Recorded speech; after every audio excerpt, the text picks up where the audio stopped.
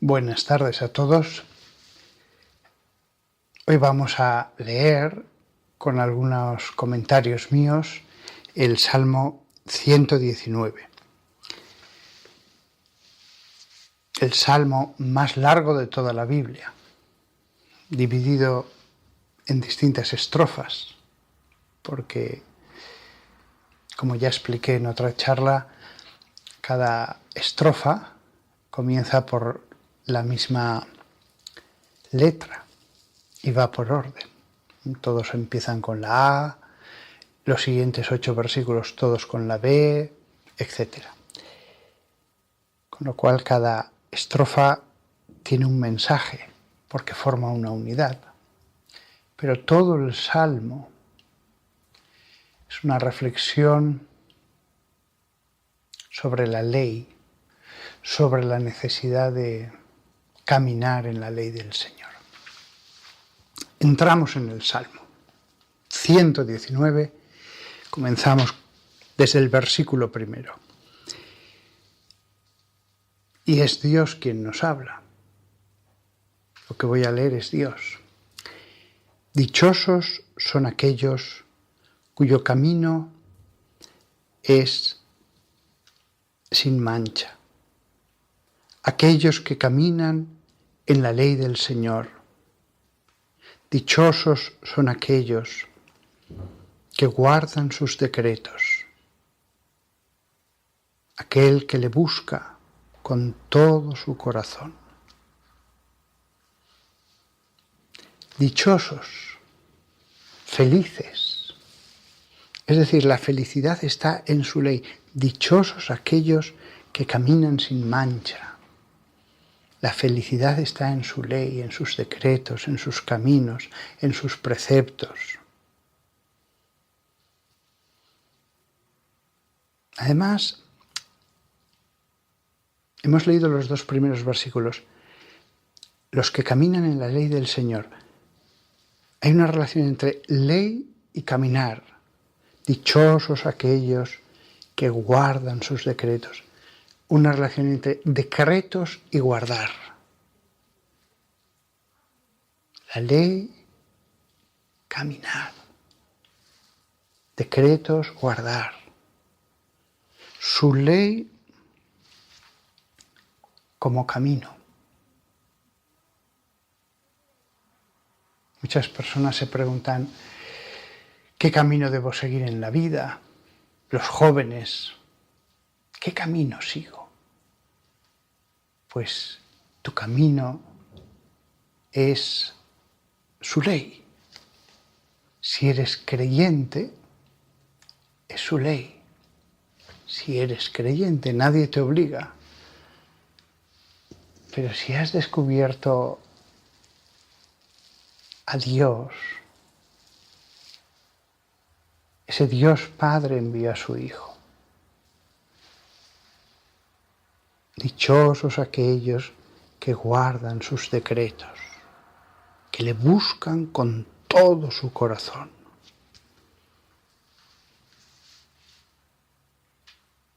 Los jóvenes, cuando acaban el instituto o la formación profesional, piensan qué hacer con sus vidas, qué camino sigo.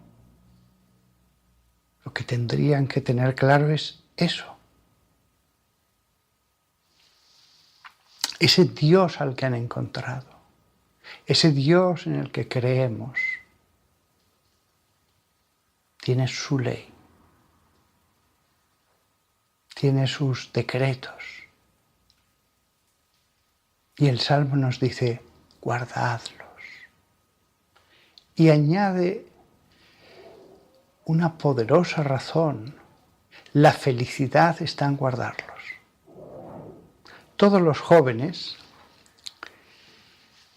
yo también he tenido 15, 16, 17 años, lo que quieren es ser felices. Y piensan que la felicidad les vendrá de una esposa, fundar una familia, tener un trabajo que les guste, poder morar en una casa que sea de su agrado. Todo eso es bueno. Son aspiraciones buenas, pero no encontraremos ningún salmo que ponga la felicidad en eso. Dichosos son aquellos que guardan sus decretos, que le buscan con todo su corazón.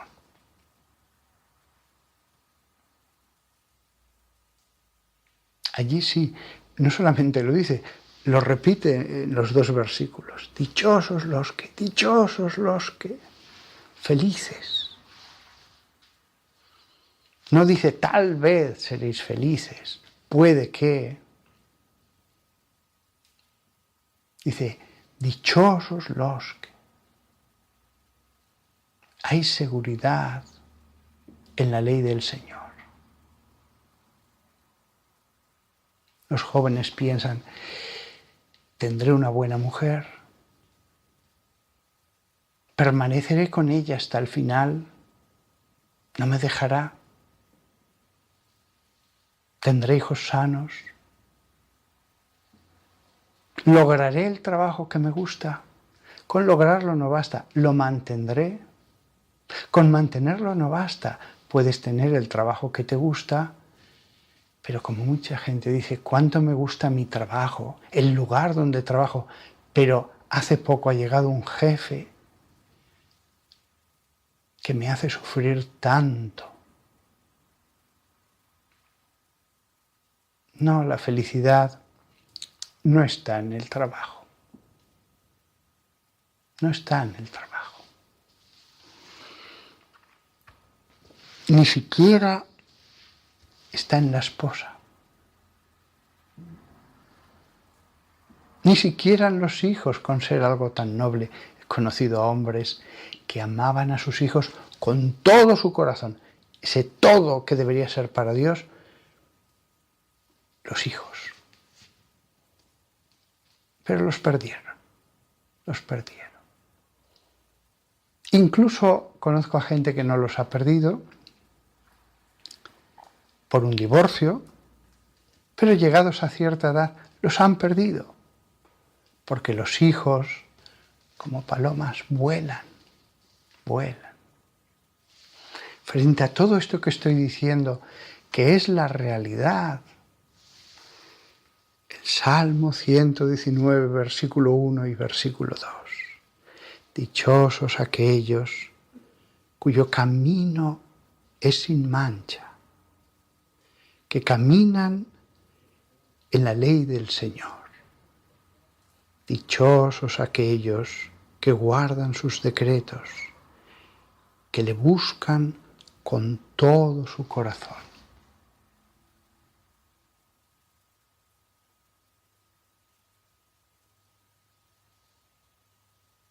No, la felicidad no está en las cosas, tampoco en las personas, que son humanas, nos traicionan, o tienen defectos, o nunca son perfectas como quisiéramos, o lo eran y se mueren. No, la felicidad está en Dios. Pero este salmo no dice, felices los que están en Dios. Podría decirlo, y no es falso, Pero lo que dice esta vez, lo que nos dice Dios es, dichosos los que caminan en la ley del Señor. ¿La felicidad está en Dios o en su ley? Los que lean la Biblia tienen clarísima la respuesta. Está en Dios. Pero estar en Dios es caminar en la ley del Señor.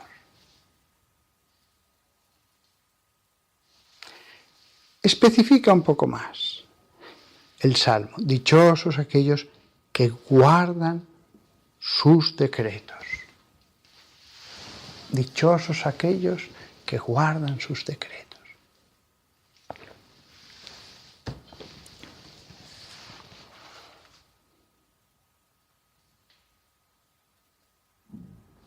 Vamos a seguir.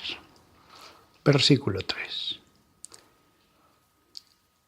Quienes no hacen lo equivocado, sino que caminan en sus caminos. Fijaos de nuevo, insistencia.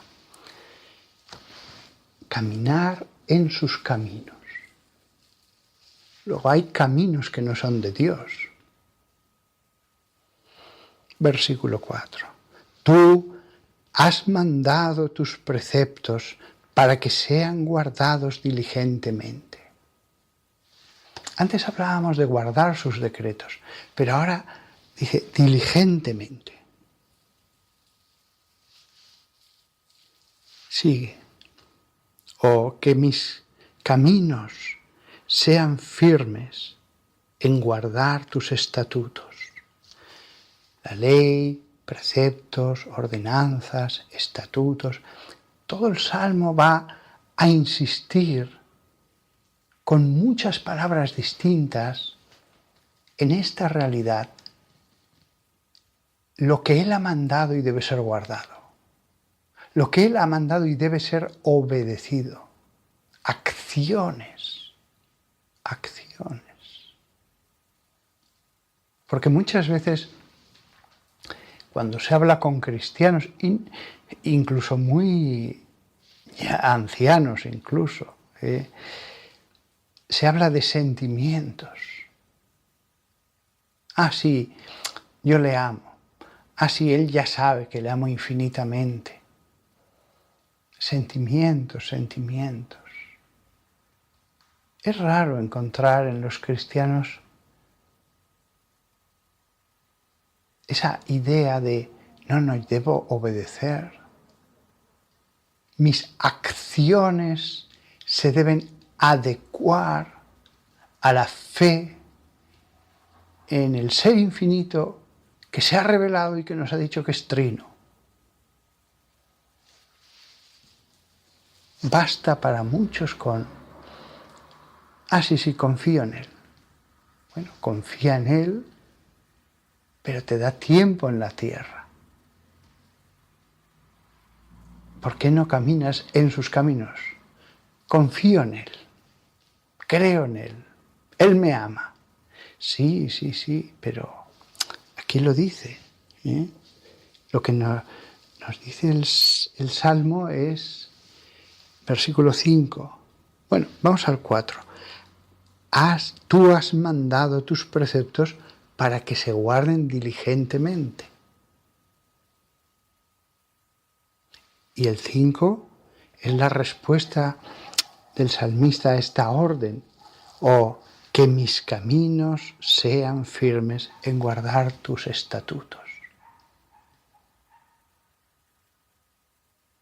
Hay una relación entre creer y obediencia, entre amor y obedecer. Por lo menos en el cristianismo esto es así. No sé qué dirá el budismo, no sé qué dirá otras creencias que hay en el mundo. Pero en el cristianismo, este salmo va a completar otros salmos en que el alma se refugia en Dios, el alma confía en Dios, el alma pide perdón. El Salmo 119 va a insistir en esta realidad. Hay mandamientos.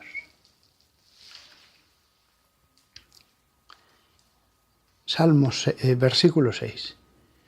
Entonces no seré avergonzado, teniendo mis ojos fijos en todos tus mandamientos. Tantas veces se habla de tener los ojos fijos en Dios. Pero aquí Dios mismo nos dice, sí, pero tenedlos en mis mandamientos. Tener los ojos fijos en mí significa tenerlos en mis mandamientos.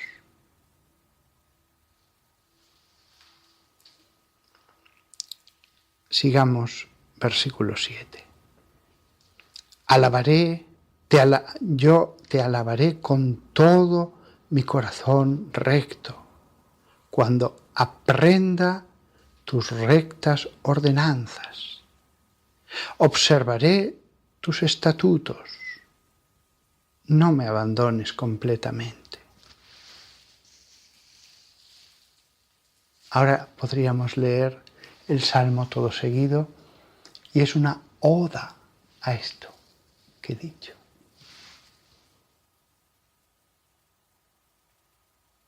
Y más en esta época, en este momento del siglo XXI, en España, en que la persona, creyendo ya hace mucho, como si hicieran un esfuerzo muy grande, como si hicieran una gentileza muy grande hacia Dios, pero ahí acaba todo. Ahí acaba todo. Vamos a leer esta primera unidad del Salmo, esta oda a los mandamientos.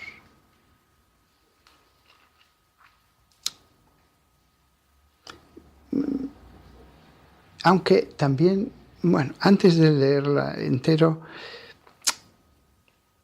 también quiso decir una cosa. Cuando dice, no me abandones completamente, aquí no dejo de ver el final del Padre Nuestro. En latín dice, et ne nos inducas in tentationem.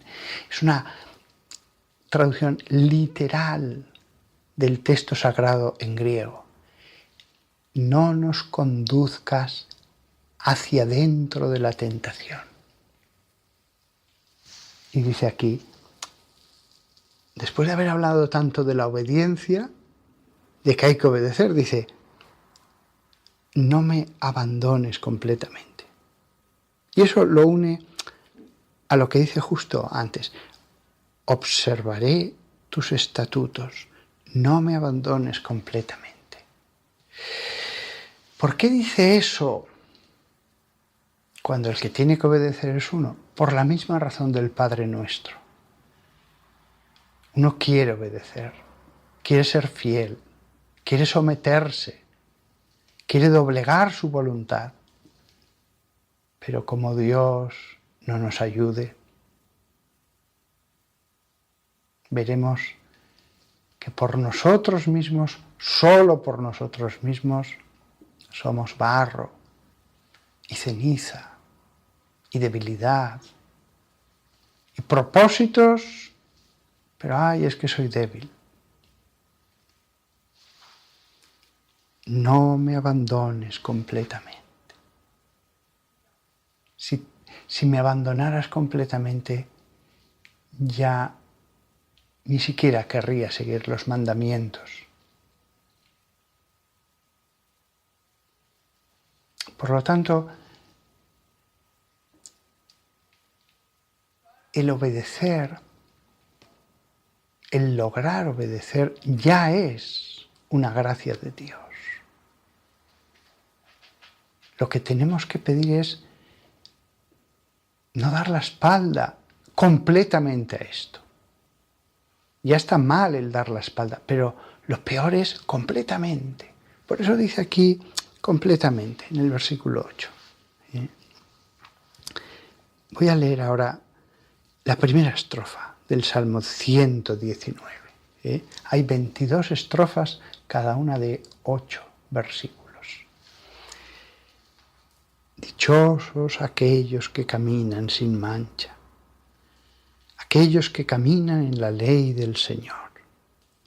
Dichosos aquellos que guardan sus decretos, que le buscan con todo su corazón. Quienes tampoco hacen lo equivocado, sino que caminan en sus caminos. Tú has mandado tus preceptos para que sean guardados diligentemente. Oh, que mis caminos sean rectos, guardando tus estatutos. Entonces no seré puesto en vergüenza, teniendo mis ojos fijos en todos tus mandamientos.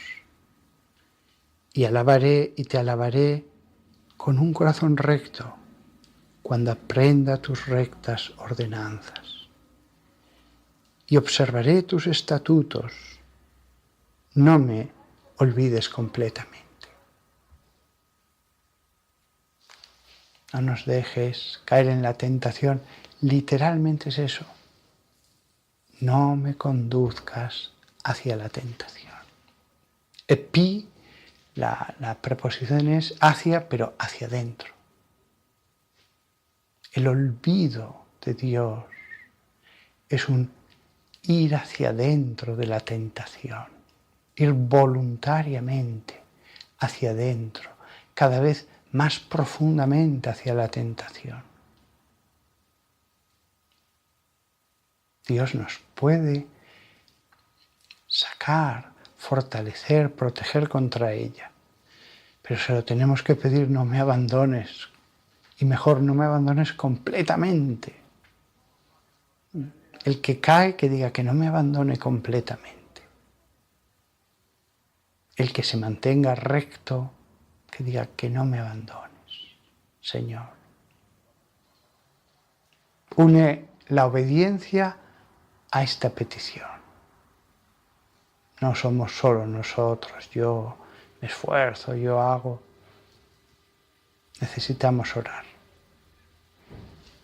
Pero no solo orar. Algunos dicen, bueno, yo ya oro, que obedezca o que no obedezca es un poco indiferente. No, las dos cosas están unidas. Fijaos qué maravilloso equilibrio entre hacer, pero pedir para hacer. Entre el amor y la obediencia. Entre Dios y los mandamientos. Son dos cosas, pero íntimamente unidas. ¿Sí? Es evidente que cada estrofa tiene un contenido unitario. Pero vamos a seguir una segunda estrofa. No sé si habrá una tercera porque veo que ya son 22 minutos lo que llevo. Vamos, decía lo de ir más profundamente hacia la tentación, vamos más profundamente hacia el Salmo. La primera estrofa es una puerta de entrada, preciosa. Moisés dio los mandamientos, Dios los dio a través de Moisés. Y el Salmo este, también dado por Dios, fijaos cómo nos lleva hacia dentro de los mandamientos. Moisés nos dio los mandamientos. Este Salmo, de autor desconocido, nos lleva más profundamente hacia dentro de los mandamientos. No solo de los 10 se ramifican en estatutos, ordenanzas, preceptos, como raíces que salen de esas semillas que son las palabras sagradas escritas en las dos tablas de piedra por el dedo de Dios.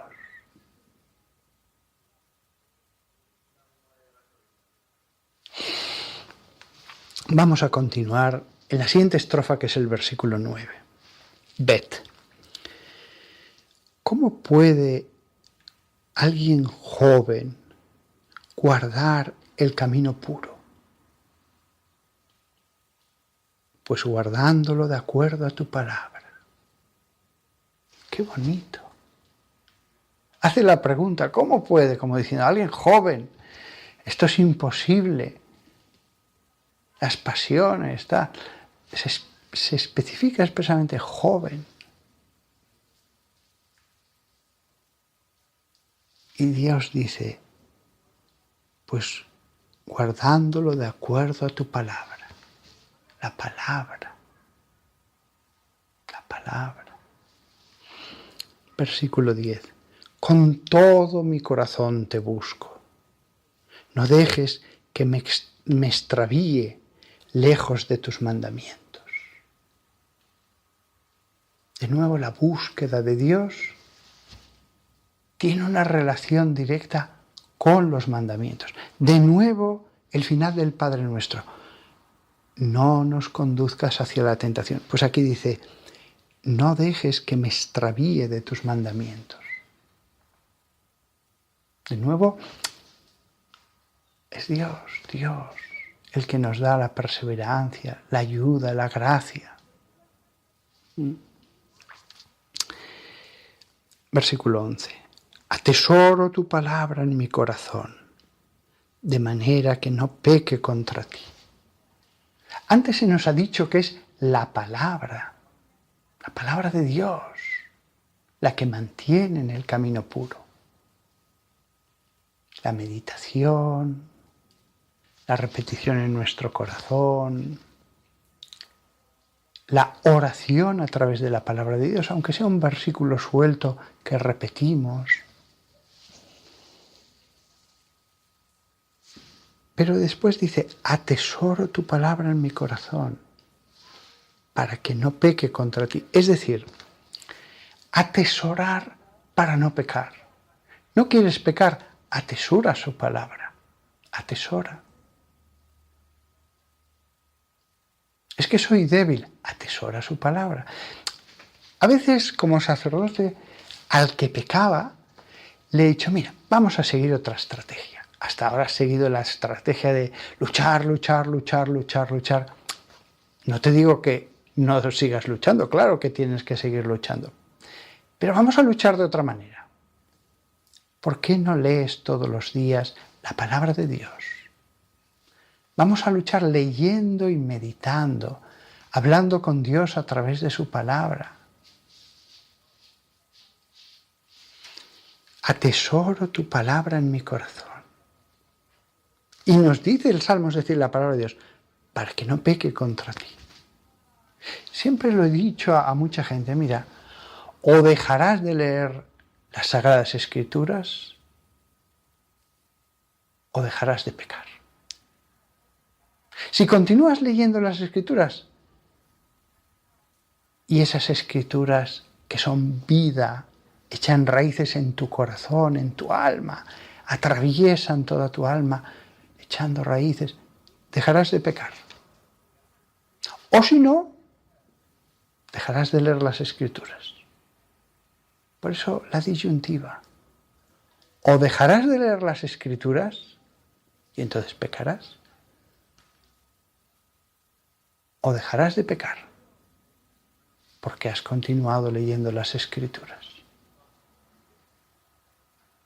Dicho también de otro modo, el que ora acaba dejando de pecar. O si no, deja de orar. Tú dedica media hora delante del sagrario. Ya verás cómo Dios te va a ayudar a no pecar. He dicho el sagrario, hay muchos tipos de oración. La lectura de la palabra de Dios. La lectura de la palabra de Dios. La lectura que atesora, que el versículo te toca el corazón y lo apuntas porque no quieres que se olvide y lo dejas en un lugar visible de la casa. Y entonces muchas veces al día lo lees y lo vas recitando en tu corazón como adoración, como atesorar. Atesoro tu palabra en mi corazón. Aprendes algo de memoria y lo dices en el autobús, en el metro, mientras caminas al trabajo. Incluso en tu descanso, de vez en cuando, dices un versículo. Hemos hablado mucho de leer la palabra de Dios, leer la Biblia. Mejor todavía, atesorar su palabra. Pero atesorar está un poco en contra de cantidad. Hay gente que busca cantidad. Hay gente que lee buscando erudición. Hay gente que solo le interesa la teología. Atesorar en el corazón significa leer orando. Leer orando.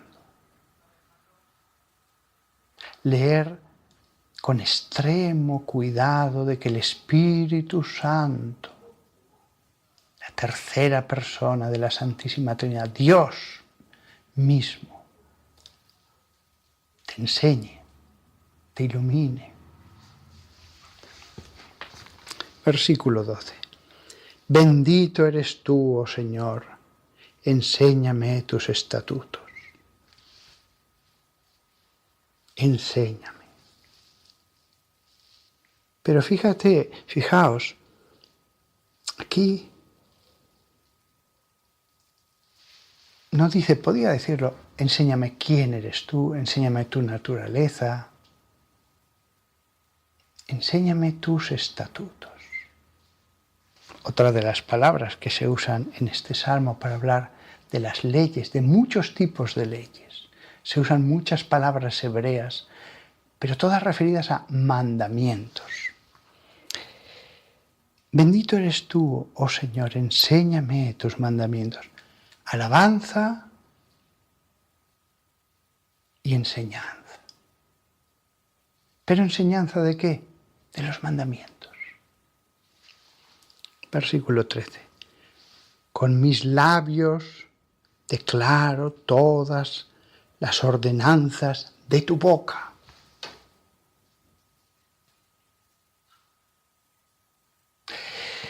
La ley que sigue vigente, la que sigue vigente en los tiempos del Nuevo Testamento, ha salido de la boca de Dios y sigue vigente. Las ordenanzas, estatutos, que ya no siguen vigentes, que son la ley antigua, no siguen vigentes, pero todas son enseñanza. Podemos profundizar en el espíritu de cada ley. Yo aquí expliqué, no en uno, en varias charlas, en este canal las podéis encontrar, la luz que me dio un autor protestante, no era evangélico, ahora no recuerdo cuál era su denominación, era otra. Un autor protestante de Estados Unidos explicando el Levítico a la luz del Nuevo Testamento. Me quedé fascinado. El que me parecía el libro más aburrido de toda la Biblia, ordenanzas y estatutos y preceptos. ¡Qué maravilla! En su espíritu sigue vigente, leído desde el Evangelio. Por eso, en nuestras asambleas, en las iglesias, en las catedrales, se sigue leyendo el Levítico. Públicamente se lee el Levítico y se predica. Con mis labios declaro todas las ordenanzas de tu boca, todas. Nos interesa cada pequeño precepto que Dios, el Dios de Abraham, Isaac y Jacob, ha dado a su pueblo, a su antiguo pueblo. Porque en el nuevo pueblo, los cristianos, cada ordenanza tiene su enseñanza. Podemos seguir su espíritu. Versículo 14. Me deleito en el camino de tus decretos, como en todas las riquezas. Hay deleite, como en todas las riquezas. 15. Meditaré sobre tus preceptos y fijaré mis ojos en tus caminos. Me deleitaré en tus estatutos y no olvidaré tu palabra.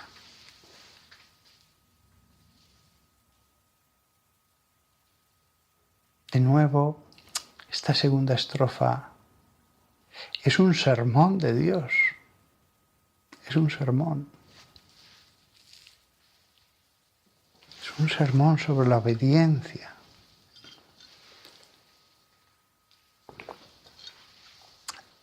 En el siglo XXI, tantos cristianos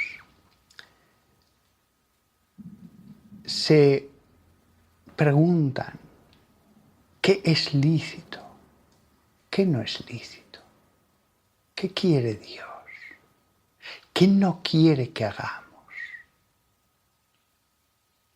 Yo os digo a todos, aunque estamos de acuerdo en el 90% de las cosas, todos los cristianos, y 90 es poco, realmente estamos de acuerdo en más. Pero hay unos cuantos pequeños puntos que hoy día, en este momento del siglo XXI, hay discusión. No solamente entre denominaciones, incluso dentro de la Iglesia Católica. Hay cristianos que disienten del magisterio.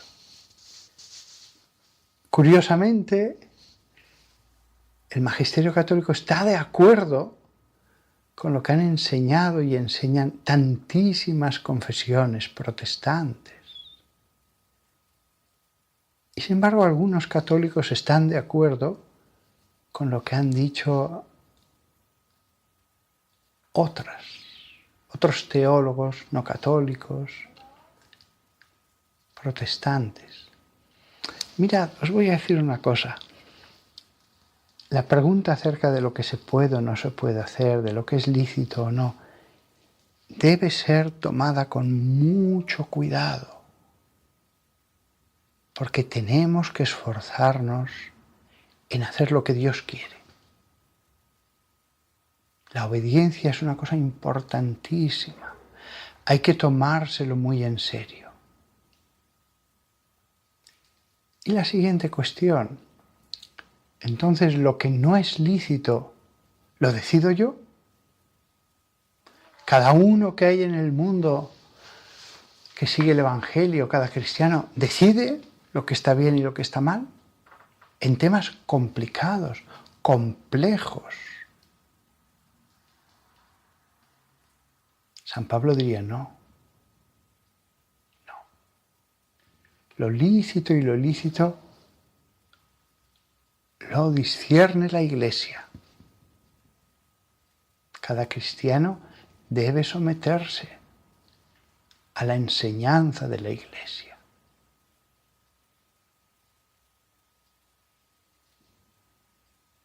No, lo siento, pero cada bautizado no va a ejercer como juez. Cada bautizado, él está en una iglesia. Una iglesia con pastores, con sabios. Eso sucedía en la época de Pablo, pero él mismo tuvo dudas acerca de lo que era lícito y no era lícito. ¿Y qué dice la carta a los Gálatas? Que marchó a Jerusalén para ver si había andado fuera del camino y que allí encontró a 3 apóstoles que eran columnas de la iglesia. Especifica muy claramente que aunque en ese momento había 12 apóstoles, 3 eran columnas de la iglesia, que eran Pedro, Santiago, el obispo de Jerusalén, y Juan. El mismo Jesús también hizo distinciones dentro de los 12, no se llevó a todos al Tabor, etc. Algunos el día del prendimiento los tomó más cerca de sí. Meditaré sobre tus preceptos y fijaré mis ojos en tus caminos. Me deleitaré en tus estatutos, no olvidaré tu palabra. Hay que tomarse muy en serio. No dice en ningún momento de esta segunda estrofa, ni de la primera, ni en todo el Salmo, yo decidiré que está bien. Yo lo decidiré. No. En el Antiguo Testamento todo estaba fijado por escrito. Era un pueblo rudo, primitivo. Entonces, todo, hasta el más pequeño detalle, estaba fijado. Y aún así, dejó a Moisés como juez. De ahí que Jesús dijera: sobre la cátedra de Moisés, es decir, sobre su asiento, se han sentado los escribas y fariseos. Ojo, y los escribas y los fariseos lo hicieron muy bien durante generaciones. Jesús aparece en un momento en que se había consolidado una desviación. Lo mismo pasa en el Nuevo Testamento. La nueva ley de Cristo es el Evangelio, pero dejó pastores. Quien a vosotros oye, a mí me oye. Y en el resto del Nuevo Testamento, Hechos de los Apóstoles, cartas de San Pablo, Pedro, Juan, ellos van a ir determinando, discerniendo qué es lícito y qué no es lícito. En cuestiones matrimoniales, en muchas cuestiones morales, incluso impuestos. Hay doctrina sobre los impuestos, sobre el respeto a la autoridad civil, en el Nuevo Testamento. Pero en ningún momento se dice que cada uno decida que está bien o está mal. No. Me deleito en el camino de tus decretos, tanto como en todas las riquezas. Meditaré en tus preceptos y fijaré mis ojos en tus caminos. En la Iglesia Católica tenemos el magisterio. Incluso los grupos protestantes tienen sus maestros y sus pastores que durante siglos han guiado a su pueblo. También es verdad, según la denominación que ha habido, algunos se han desviado más y otros menos. Y los ortodoxos tienen ese aferrarse a los santos padres y sus obispos y monjes. Todos ayudan con su predicación, sus escritos, sus concilios a guiar al pueblo cristiano sobre lo lícito y lo ilícito.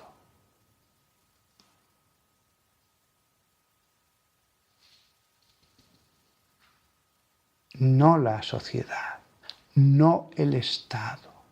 Si el Estado, la sociedad, las leyes de un país van contra las sagradas escrituras, contra las leyes, preceptos, ordenanzas vigentes en el Nuevo Testamento, hay que obedecer a Dios antes que a los hombres.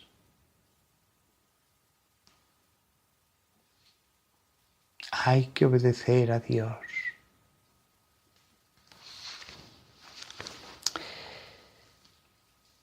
Entramos en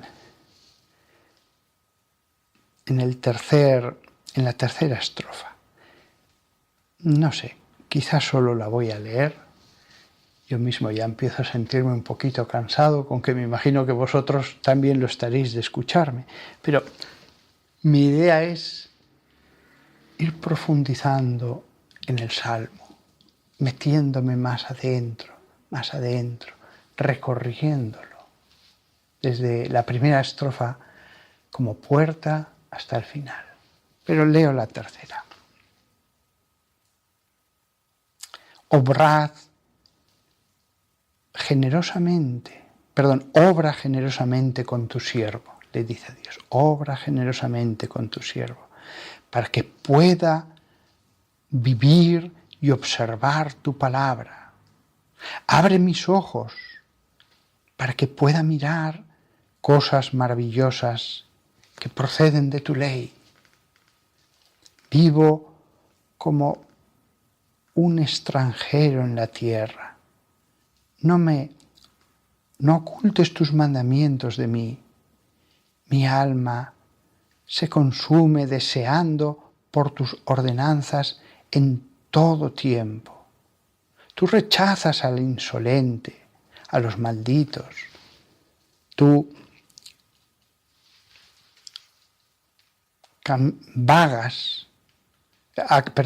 tú rechazas al insolente, a los malditos, aquellos que vagan lejos de tus mandamientos.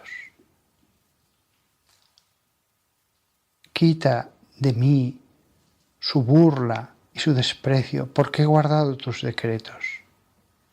Aunque incluso los príncipes se sienten a conjurar contra mí, tu siervo meditará tus estatutos, tus decretos son mi delicia, ellos son mis consejeros. Con brevedad, así acabamos la tercera estrofa, porque hay 22. Voy a ir un poquito más ligero. Le dice a Dios, el que habla desde la Escritura, el que habla desde dentro de la Biblia. Obra generosamente con tu siervo para que pueda vivir y observar tu palabra. De nuevo ese, y no nos conduzcas hacia la tentación, del Padre nuestro. De nuevo se pone la confianza en Dios, en su ayuda. Si Dios no nos quitara muchas tentaciones, ¿cómo caeríamos? ¿Cómo caeríamos? Obra generosamente con tu siervo para que pueda vivir y observar tu palabra. La vida espiritual y la observancia a su palabra. La vida espiritual y la observancia a tu palabra. La muerte espiritual y el alejamiento radical de su palabra. Hay alejamientos leves y graves. Hay alejamientos temporales y ya permanentes. Hay cosas pequeñas y hay cosas que radicalmente matan la vida espiritual dentro de nosotros. Abre mis ojos para que pueda mirar cosas maravillosas que salen de tu ley. Abre mis ojos. La ley y el abrir los ojos, pero nos lo tiene que conceder Dios. Vivo como un extranjero en la tierra. La palabra ger en hebreo literalmente significa residente temporal. Se puede traducir como extranjero o como peregrino, el que está de paso en una tierra. Vivo como un extranjero en la tierra. No me ocultes tus mandamientos de mí. Es decir, vivo como un extranjero en la tierra. ¿Por qué? ¿Qué relación hay entre vivo como un extranjero en la tierra, no me ocultes tus mandamientos? Porque el cristiano, el bautizado, se siente como alguien que está de paso en este mundo. Esa es la razón por la que dice vivo como un peregrino, como un residente temporal. Ger. No me ocultes tus mandamientos de mí. De nuevo, no me conduzcas hacia la tentación. No me ocultes tus mandamientos de mí. Fijaos que un extranjero, la relación, el bautizado tiene que vivir como aquellos israelitas que estaban de paso por el desierto. Estaban de paso. No ponían su corazón en ese desierto. No era su tierra prometida. Vamos camino de la tierra definitiva. Y porque sabemos que estamos como peregrinos, por eso cumplimos los mandamientos. Es decir, el que quiere gozar al máximo de la tierra, dentro o fuera de la ley de Dios, no le importa, ya ha puesto su casa aquí. Ya no le importa la tierra que mana leche y miel, que se gana en ese peregrinar en la ley de Dios, peregrinar en el mundo dentro de la ley de Dios. El que a toda costa no quiere ya renunciar a ningún fruto sabroso de este mundo, ya su corazón está en el mundo como en su casa. En el fondo desearía que su vida material fuera ya eterna aquí.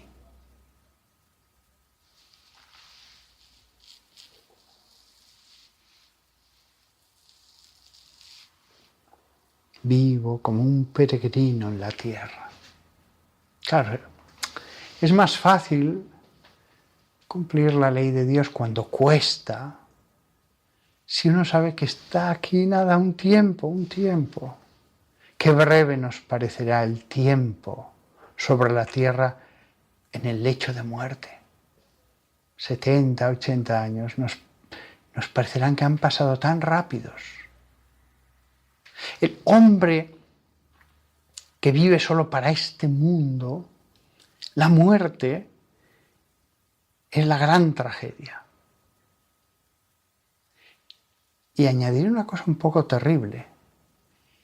En la medida en que un hombre haya vivido toda su vida, gran parte de su vida, como un animal, el momento de la muerte se siente como una fiera atrapada que va a ser cazada.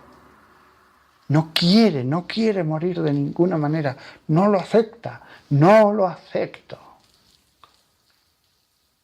Para él, el más allá no es la tierra que emana leche y miel. Es el sepulcro, los gusanos. Ya no tiene esperanza, ya no tiene fe. ¿De verdad pienso en el mundo como la morada para siempre? ¿Para siempre? Hay muchos cristianos bautizados, muchos hoy día, que cuando hablas si esto es lícito o no, si tienes que sacrificarte o no por esta ley del Señor, en el fondo te das cuenta de que ven el cristianismo solo para este mundo. No piensan en el más allá, en la morada eterna. Bueno, si eso te hace feliz, hazlo. Bueno, si eso te da paz, hazlo. Tienen esa visión del cristianismo. Y a veces se enfadan cuando el predicador les habla demasiado del más allá, de la muerte. Siempre además te dicen una frase muy tonta. No, es que hay que tener más los pies en la tierra. O sea, hablar del más allá no es tener los pies en la tierra. Todos vamos a dejar de tener los pies en la tierra. Todos vamos a dejar de tener los pies en la tierra. O porque seamos elevados hacia el cielo, o porque lo quieras o no lo quieras. Tu alma va a abandonar ese cuerpo y esos pies para descender no a las moradas celestiales, sino a las que están bajo la tierra. Amaste tanto al mundo, pues acabarás en las moradas espirituales bajo la tierra, no en las celestiales. Vivo como un peregrino en la tierra. No me ocultes tus mandamientos de mí. De nuevo, no me dejes caer en la tentación, no me conduzcas a la tentación. Algunos padres, que yo no veo esos mandamientos, yo ya no lo veo que eso esté bien o esté mal. Claro, si tanto te has alejado, a pesar de que tuviste fe en tu juventud o durante muchos años y hacías oración y encontrabas tu alegría en las Escrituras, claro, si ya tanto te has alejado que no lo ves, que eso esté bien y que eso esté mal, se cumple aquí: no me ocultes tus mandamientos de mí.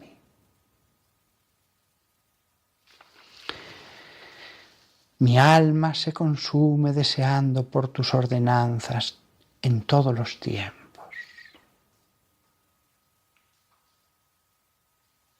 Qué bonito. El anhelo de someterse completamente, de inclinar la cerviz completamente. Versículo 21. Tú rechazas al insolente, a los malditos, a los que vagan lejos de tus mandamientos. Tú rechazas frente a la felicidad que da la obediencia, frente a la bendición, frente a la vida. Antes hemos hablado de la vida. Tú rechazas. No dice tú castigas, pero en el fondo, ¿qué son los castigos de Dios?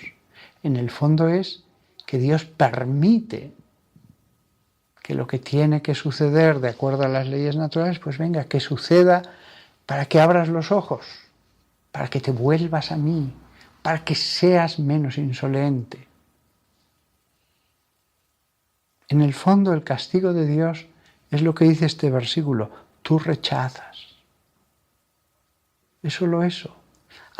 Ese solo eso puede tener consecuencias terribles. Pero si hubiera cumplido los mandamientos, ¿no me hubiera sucedido esto? Pues sí, no te hubiera sucedido. ¿Significa que entonces al hombre que cumple la ley de Dios no le sucede nada malo? No. Lee a Job, lee la parábola de Lázaro. La vida es una prueba.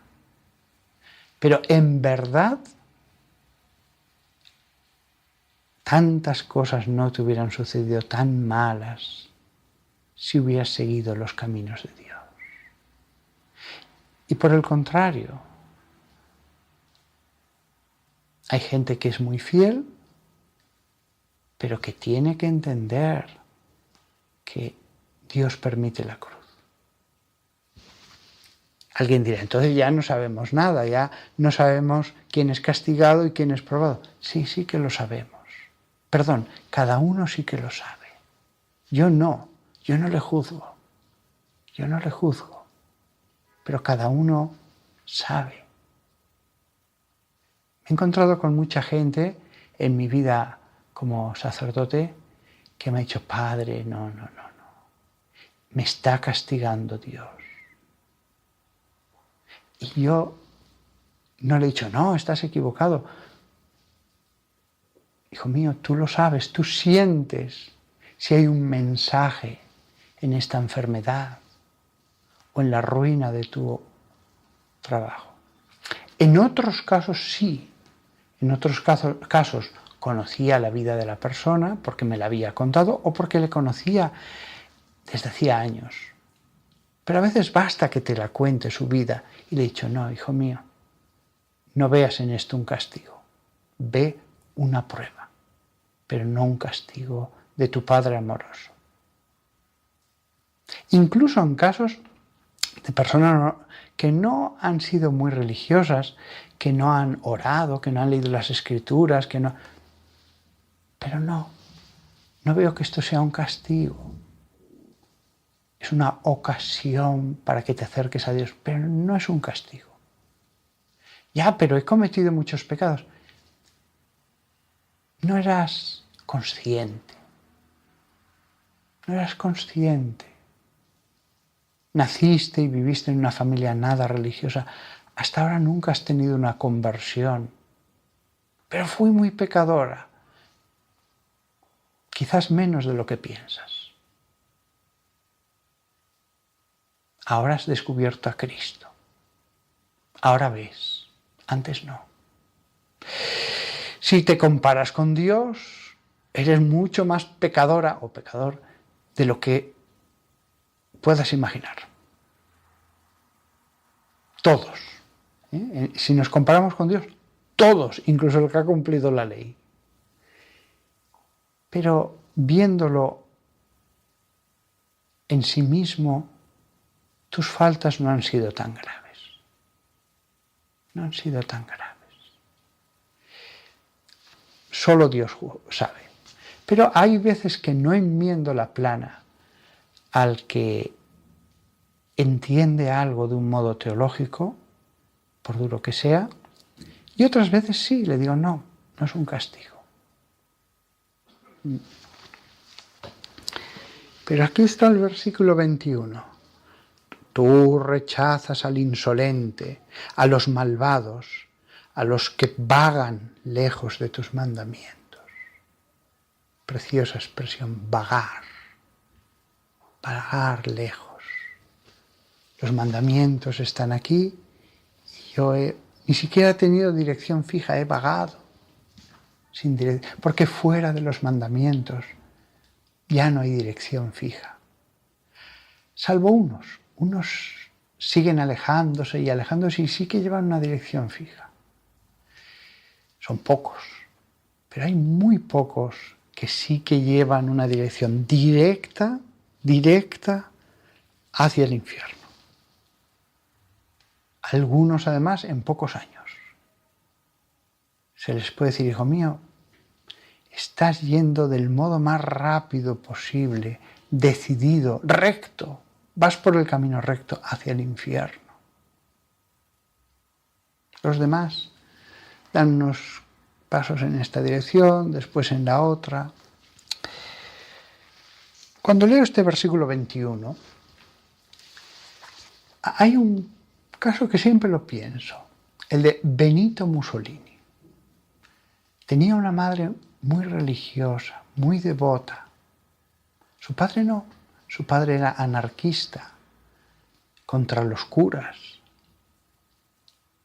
Cuando veo a ese hombre colgado boca abajo, colgado con una soga desde el tejado de una gasolinera, apaleado por la multitud, ya muerto. Justo antes de morir, si hubiera visto esa imagen, que era la realidad, no un sermón hipotético, era la pura realidad que iba a suceder en unas cuantas horas. Él, que conocía la fe católica, que conocía a personas que habían seguido el camino de los mandamientos de Dios, y cómo habían sido felices en su sencillez, él fácilmente le podía haber venido la pregunta, si yo hubiera seguido el camino de someterme a los mandamientos de Dios, no hubiera acabado aquí. No sé qué hubiera sido de mi vida, hubiera dicho él, pero no aquí. Pero seguí el camino que lleva más y más lejos de esos mandamientos. Y ahora acabo aquí.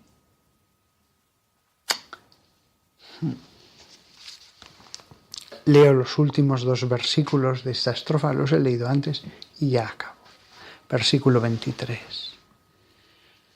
Incluso aunque los príncipes se sienten a conjurar contra mí, tu siervo meditará tus estatutos.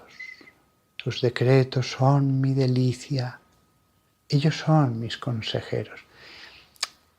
Me resulta imposible leer estos 2 versículos y no aplicarlos a Jesús.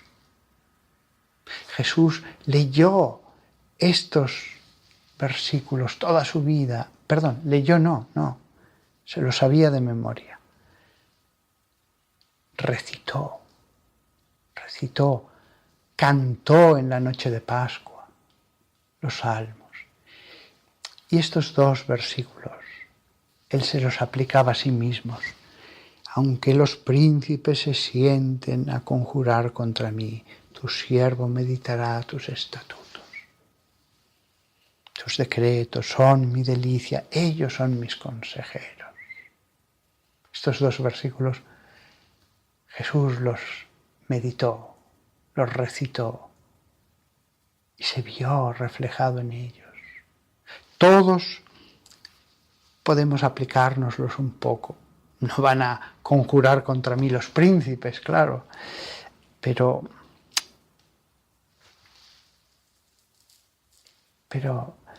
los poderosos, los que tienen poder, no importa, tu siervo meditará tus estatutos. Los decretos del Señor tienen que ser mi delicia. Y si no lo son, si me cuesta sangre y fuego el obedecer, no se trata de que haga fuerza con los músculos, se trata de someterme y con el tiempo, aquello que me costaba tanto, será mi delicia, serán mis consejeros. Ya no los veré como el obstáculo frente a mi felicidad, el obstáculo que impide llegar al otro lado que está mi felicidad. No, serán mis consejeros. Mi felicidad está en ellos. Hemos llegado al versículo 24. Solo 3 estrofas de las 22. Este salmo es una mina llena de tesoros. Hay que meditarlo y volverlo a meditar. Y más en este tiempo en que la sociedad ya no tiene los mandatos del Señor. Pero fijaros, 3 estrofas. Solo 3 estrofas, cada una de 8 versículos. No es nada. Y hay tanto dentro, tanto. 3 estrofas. Aquí estamos hablando de un salmo que tiene 176 versículos de enseñanza de Dios. 176. Dios ha sido generoso. Dios nos ha dado un sermón. Nada más. Que todos nosotros, seguiré, Dios mediante, espero, seguiré a través de todo el salmo, que Dios nos conceda ver sus mandatos, que no vaguemos lejos, que cumplamos. Y si no cumplamos, nos purifiquemos como en el Antiguo Testamento. Nos purifiquemos, bien sea simplemente con una aspersión de la sangre del Cordero o con una purificación más profunda, oficial, que tenía que hacer el sacerdote para los que tenían lepra. Hay pecados que son lepra. Y hay mucha gama de perdón en el Antiguo Testamento, símbolo de lo que va a suceder y sucede en el Nuevo Testamento, en los que ya vivimos en los tiempos que nos beneficiamos del Nuevo Testamento.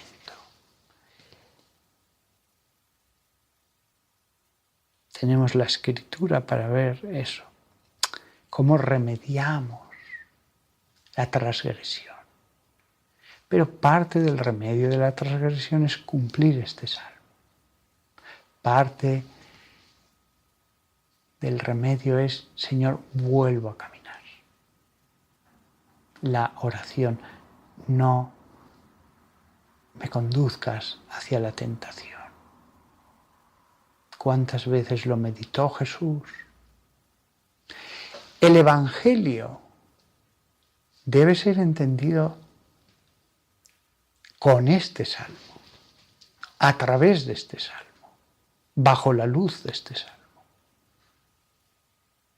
Hay de aquellos que dicen, no te preocupes, Dios es amor. No son unos cristianos basados en las Escrituras, fundados en las Escrituras, vivificados por las Escrituras. No te preocupes, Dios es amor. No. Se nota que no meditáis las Escrituras. Eres un bautizado, pagano, que vives en la tierra como si fuera tu morada eterna.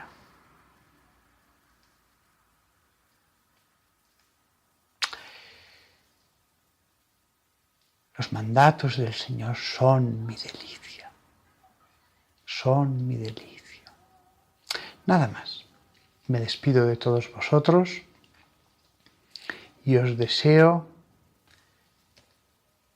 que viváis al 100% como cristianos, totalmente como cristianos, como renacidos del agua y del Espíritu. Que todos vosotros y yo seamos escrupulosos, amorosos, en nunca hacer lo ilícito. Hasta pronto a todos. Adiós.